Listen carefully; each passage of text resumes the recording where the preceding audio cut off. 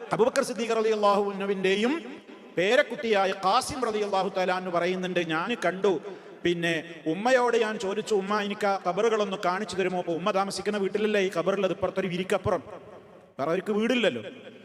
അപ്പൊ ഉമ്മ ആ കർട്ടനൊന്ന് നീക്കിയിട്ട് ഞാൻ ആ ഖബറുകൾ കണ്ടു. ആ ഖബറുകൾ കണ്ടപ്പോൾ ഞാൻ 3 ഖബറുകളും കണ്ടത് ഒരു ചാൺ മാത്രം ഉയരത്തിലുള്ളതായിട്ടാണ് ഞാൻ കണ്ടത്. വളരെ വ്യക്തമാണ് ചരിത്രത്തിൽ. അതാണ് ഖബർ. ഇസ്ലാമിൽ നിയമം ഏതൊരാളുടെ ഖബറാണെങ്കിലും അതിൽ പണ്ഡിതനോ പാമരനോ സാധാരണക്കാരനോ രാജാവോ വ്യത്യാസമൊന്നുമില്ല. ആരുടെ ഒരു മുസ്ലിമിന്റെ ഖബറിന്റെ ഉയരം എത്രയേ പാടുള്ളൂ? സമനിലത്തിൽ നിന്ന്, ഭൂമിയുടെ സമനിരപ്പിൽ നിന്ന് ഒരു ചാൺ ഉയരം മാത്രമേ ഒരു ഖബറിനുണ്ടാകുവാൻ പാടുള്ളൂ. അതിന് തന്നെ അവർ പറഞ്ഞ നിയമം എന്താണ്? ഖബർ കുഴിക്കുമ്പോൾ എടുത്തിട്ടുള്ള മണ്ണ്, ആ മണ്ണ് മുഴുവൻ അതിലേക്കിട്ടാൽ ഖബർ ഒരു ചാണിന് ഉയരത്തിലും വരും.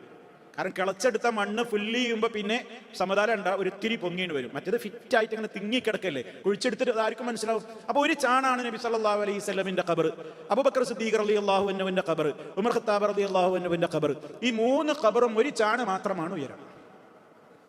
പിൽക്കാലത്ത് ഷിയാക്കളും യഹൂദികളുടെ ജൂതന്മാരുടെ സംസ്കാരത്തിൽ നിന്ന്, ക്രിസ്ത്യാനികളുടെയൊക്കെ സംസ്കാരത്തിൽ നിന്ന് കടമെടുത്ത പല ആചാരങ്ങളും ഷിയാക്കൾ എന്ന് പറയുന്ന പിഴച്ച കക്ഷിയുടെ ആളുകൾ പകർത്തി ഇസ്ലാമിലേക്ക് കൊണ്ടുവന്നതാണ് ഈ ഖബർ ഒരുപാട് ഉയരത്തിൽ കെട്ടിപ്പൊന്തിക്കുക എന്നുള്ളത്. അങ്ങനെയാണ് ഖബറുകൾ ഉയരത്തിൽ കെട്ടി ഉയർത്തുന്ന ഒരു സമ്പ്രദായം ലോകത്ത് നടപ്പിൽ വന്നത്. നബി സല്ലല്ലാഹു അലൈഹി വസല്ലം അതിനെ എതിർത്തതാണ്. ഖബർ കെട്ടിപ്പടുക്കാൻ പാടില്ല, അതിന്മേൽ കുമ്മായമിടാൻ പാടില്ല, പെയിന്റ് അടിക്കാൻ പാടില്ല, അവിടെ വിളക്ക് കത്തിക്കാൻ പാടില്ല തുടങ്ങിയിട്ടുള്ള നിയമങ്ങളൊക്കെ അതിന്മേൽ ഇരിക്കാൻ പാടില്ല. ഒരു ഖബറിനോട് നമുക്ക് ബഹുമാനം വേണം, ആദരവ് വേണം. ഒരു ഖബറിനെ ആദരിക്കുക എന്ന് പറഞ്ഞാൽ എന്താണ്?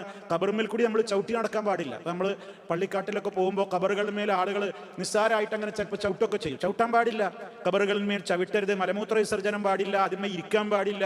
അതൊക്കെ അതിനോടുള്ള ആദരവാണ്. ഒരു മുസ്ലിമായ മനുഷ്യൻ മരിച്ചാലും അവന്റെ ഖബറിന് ആദരവുണ്ട്. ജീവിച്ചിരിക്കുമ്പോൾ അവനോടുള്ള ആദരവ് പോലെ അവന്റെ ഖബറിനോടും ആദരവുണ്ട്. അതുകൊണ്ട് തന്നെ ആ ഖബറിനെ വൃത്തികേടാക്കുന്ന, മലീമസമാക്കുന്ന, അതിന്മേൽ മാലിന്യം വിതറുന്ന, അതിമ മലമൂത്ര വിസർജനം നിർവഹിക്കുക, അയിമ ഇരിക്കുക, അയിമ ചവിട്ടുക പോലെയുള്ള കാര്യങ്ങളൊക്കെ അനാദരവായിട്ടാണ് ഇസ്ലാം പഠിപ്പിച്ചു തന്നിട്ടുള്ളത്. അതേ അവസരത്തിൽ അത് ബഹുമാനിക്കുകയാണ് എന്ന് പറഞ്ഞിട്ട് ഒരുപാട് കെട്ടിപ്പടുത്ത്, അതുപോലെ തന്നെ ഒരുപാട് അതിന്മേൽ പെയിന്റൊക്കെ വാരിത്തേച്ച്, പട്ടൊക്കെ മൂടി, ഇതിന്മേൽ പൂമാല ചാർത്തി, ചന്ദനത്തിരി കത്തിച്ച്, സാമ്പ്രാണി പുകച്ച്, തലക്കുഭാഗത്തൊരു വലിയ പെട്ടി വെച്ച് ആ രൂപത്തിലുള്ള പലവിധ പ്രവർത്തനങ്ങളും ചെയ്യുന്ന സമ്പ്രദായങ്ങളൊക്കെ പിൽക്കാലത്ത് വന്നതാണ്. കലണ്ടറിൽ കാണുന്ന ഈ കെട്ടിപ്പൊക്കിയ ഖബറുകൾ എന്ന് പറഞ്ഞിട്ട് നബി തങ്ങളുടെ ഖബറാന്ന് പറഞ്ഞ് കാണിക്കുന്നത് വ്യാജമാണ്, ശരിയല്ല.